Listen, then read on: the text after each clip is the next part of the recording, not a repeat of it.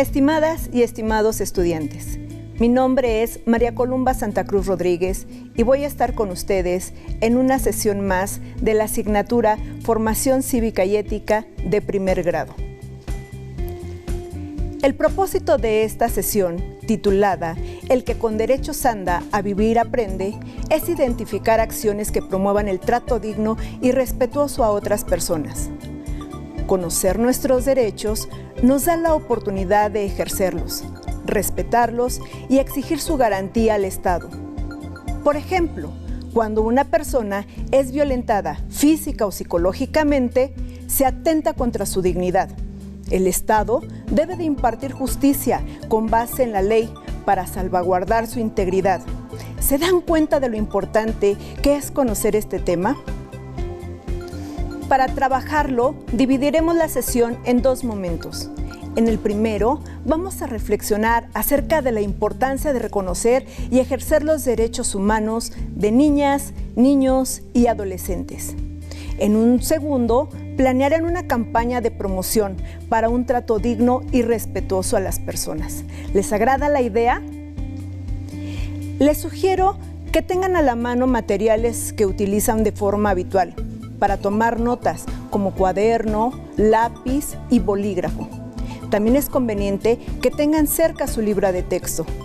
Si tienen discapacidad visual, preparen sus hojas Ledger, punzón, regleta. Comencemos. ¿Han leído o oído noticias acerca de las condiciones de pobreza que se viven en algunos países de África? De la migración de personas de origen africano que esto provoca hacia Europa. Si bien este hecho sucede en otros continentes, en el nuestro también se viven situaciones similares, donde las personas salen de sus lugares de origen en busca de una mejor calidad de vida. En el trayecto, sus derechos humanos son violentados y no se respeta su dignidad. Pero, ¿qué provoca esta situación? ¿Consideran que solo algunos individuos son merecedores de derechos o que estos deberían reconocerse para cualquier ciudadano del mundo? Una pregunta que es difícil de responder. Para hacerlo, hay que informarse e investigar. Comencemos por recordar qué es la dignidad humana, puesto que de ella emanan los derechos humanos. La dignidad humana es un valor y un derecho que tenemos las personas por el hecho de ser seres humanos, independientemente de nuestra condición social, económica, características físicas, origen étnico o nacionalidad, religión, edad, sexo, género o condición de salud. Pero, ¿qué significa respetar la dignidad? En el siguiente audio escucharemos a varios miembros de la comunidad escolar, entre ellos padres de familia, docente y alumno. Ellos respondieron a la pregunta, ¿qué significa para ti respetar la dignidad de los demás? Desde el momento en que nacemos somos seres humanos y por el simple hecho de ser seres humanos ya contamos con una dignidad, con nuestra libertad de poder ejercer nuestro pensamiento, de poder expresarnos y de poder hacer las cosas con las cualidades que nosotros requerimos.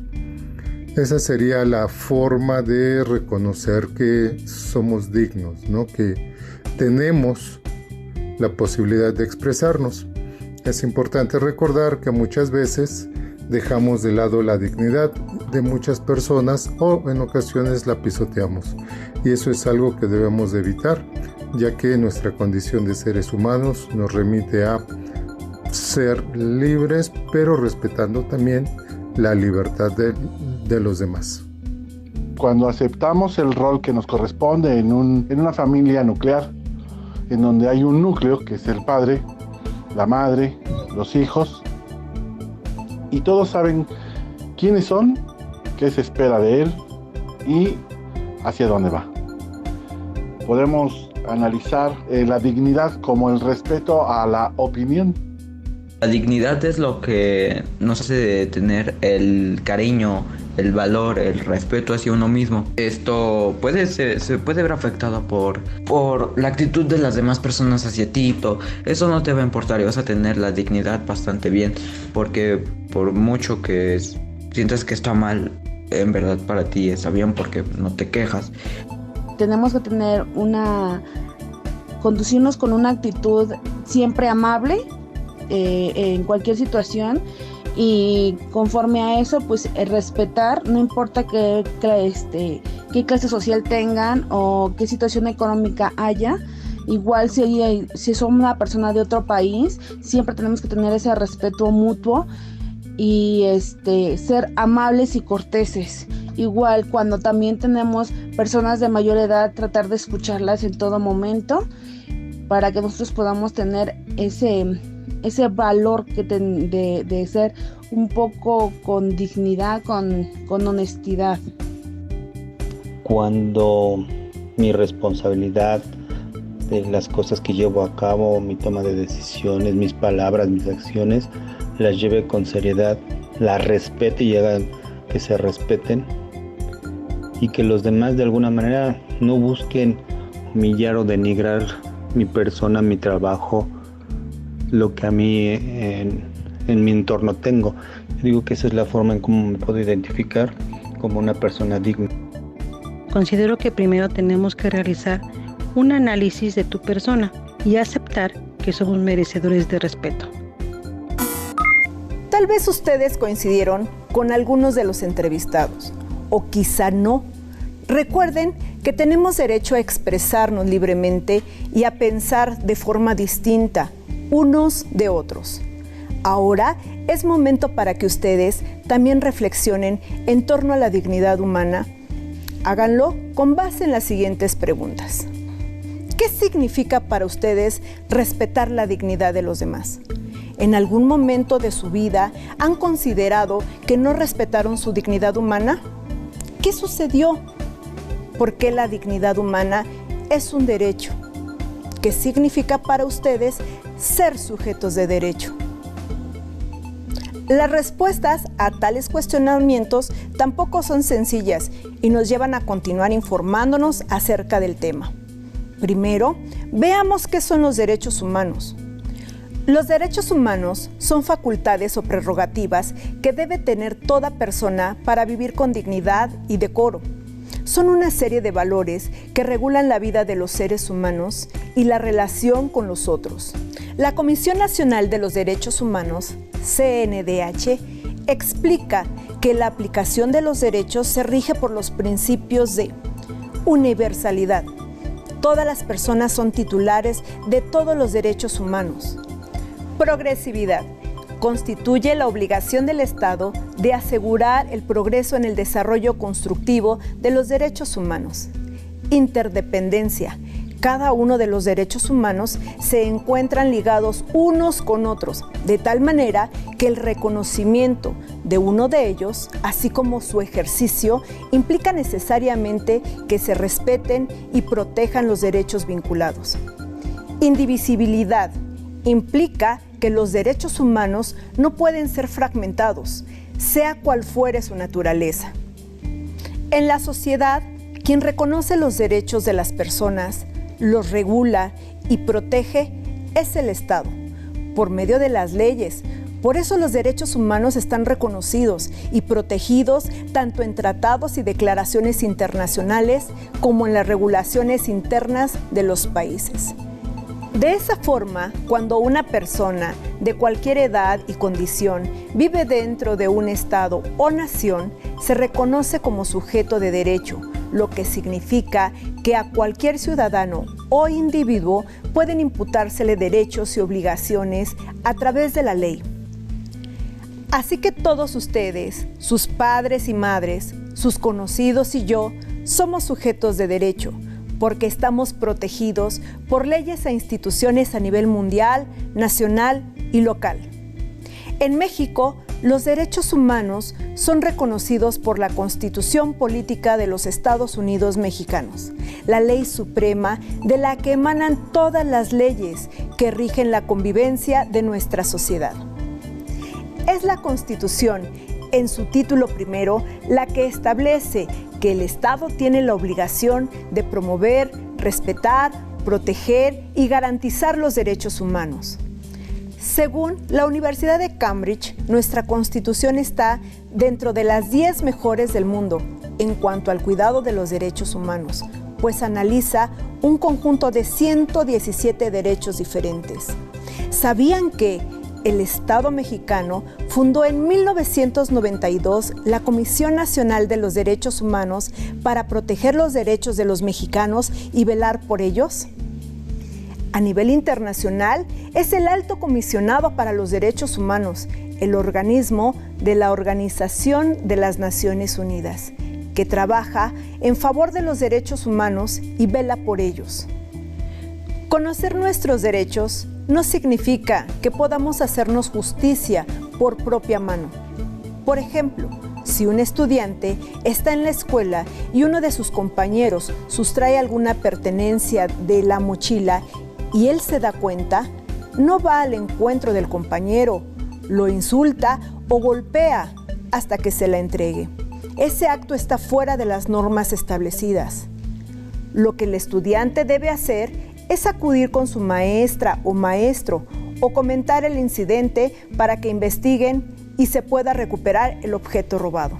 Dar seguimiento e informar a la máxima autoridad, que en este caso sería el director de la institución, para que coadyuve en la resolución del conflicto, resguardando en todo momento la dignidad de los implicados. Recuerden que el diálogo es el recurso más importante en la resolución de conflictos. Una vez que dialoguen, deberán hacer compromisos de tal forma que no se repita el acto. El estudiante que sustrajo la pertenencia deberá ser sancionado con base en las normas de convivencia que se acordaron en la escuela. En algunas partes del mundo, todavía es común que la gente haga justicia por su propia mano, lo que genera que los ciudadanos vivan con miedo. Por ejemplo, el robo puede ser sancionado cortando las manos o los dedos de quien lo hace. Con este tipo de castigos, no solo se atenta contra la dignidad humana del infractor, sino en ocasiones hasta contra su propia vida. Una situación así se presenta porque el Estado no establece normas para garantizar los derechos humanos. Por eso es tan importante valorar que en nuestra Constitución sí son reconocidos. El reglamento de su escuela o grupo establece las normas de convivencia que deben observar todos los integrantes de la comunidad. ¿Consideran que promueven el trato digno y respetuoso? Y si no es así, ¿qué propondrían? Con lo expuesto hasta ahora, tienen más información de cómo las leyes y los tratados internacionales promueven el trato digno y respetuoso entre las personas. Les invito a que investiguen si la convivencia en su comunidad se basa en el trato digno y respetuoso. Para ello, podrían preguntar a personas cercanas lo siguiente: ¿conocen sus derechos y responsabilidades? ¿Consideran que en su comunidad se fomenta un trato digno y respetuoso? ¿Piensan que estos principios son determinantes para una mejor convivencia entre las personas? Seguramente, las respuestas a estas preguntas les llevarán a concluir que la convivencia con las personas tiene como base el trato digno y respetuoso, como vimos anteriormente. Esto está establecido en las leyes de nuestro país. De manera particular, veamos qué documentos nacionales e internacionales refieren los derechos de niñas, niños y adolescentes. La Organización de las Naciones Unidas, a través de la UNICEF, promulgó en 1989 la Convención sobre los Derechos del Niño. En ella se estipulan 3 tipos de derechos.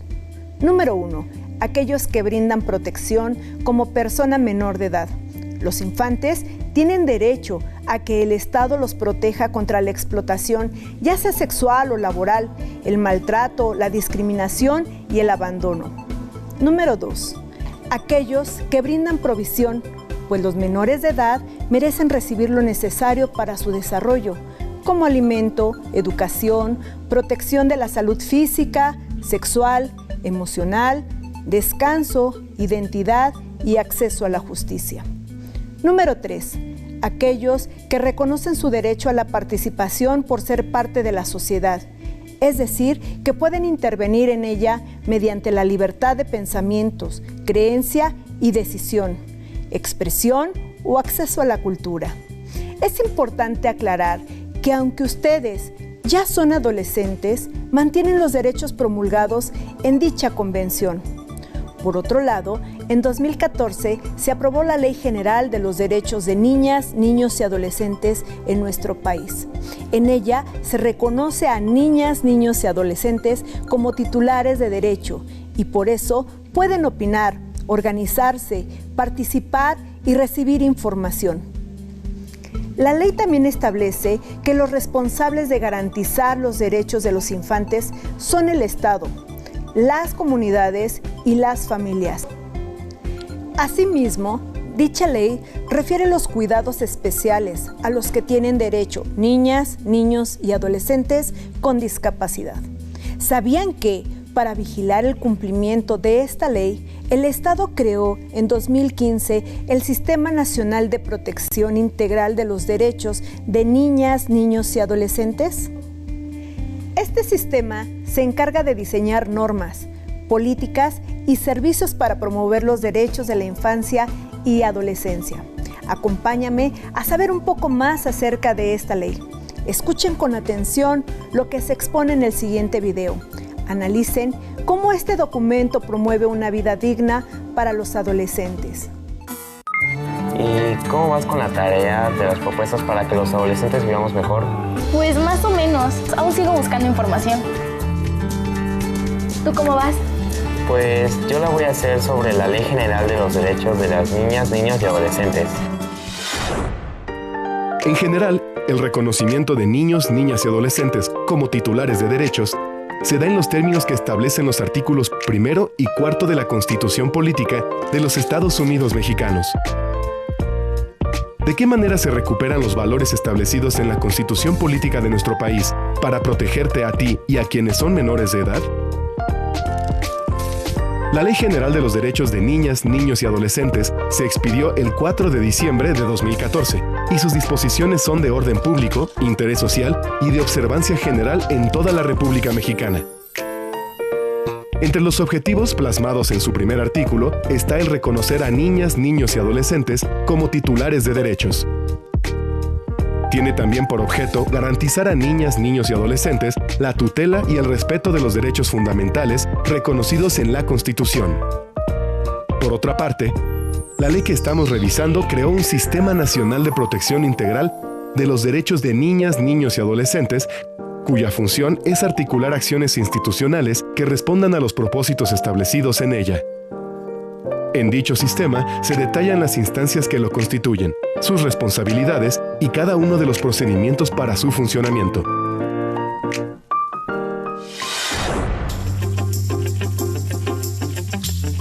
La Ley General de los Derechos de Niñas, Niños y Adolescentes beneficia a los niños menores de 12 años y a los adolescentes entre los 12 años cumplidos y menos de 18 años de edad.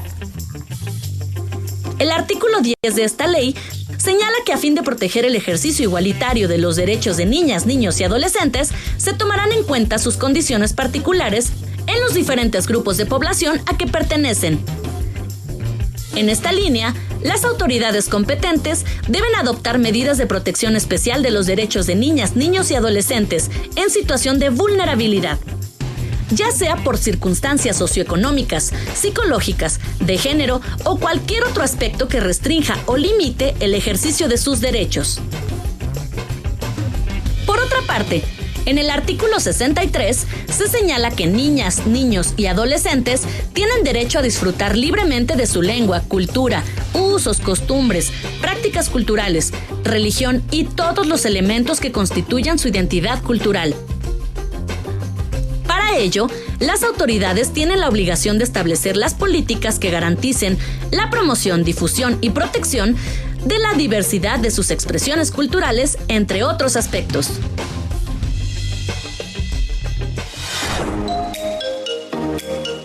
Son múltiples las líneas de acción y las instituciones encargadas de coordinar y monitorear el cumplimiento de esta ley. Así, por ejemplo, dentro del Programa Nacional de Protección de Niñas, Niños y Adolescentes, una de las líneas de acción es la creación de ambientes libres de violencia en las instituciones educativas para fomentar una convivencia armónica y favorecer el desarrollo integral de niñas, niños y adolescentes, así como el goce de sus derechos humanos. El mismo programa establece que esta línea de acción queda a cargo de la Secretaría de Educación Pública y del Sistema Nacional para el Desarrollo Integral de la Familia, entre otras instituciones.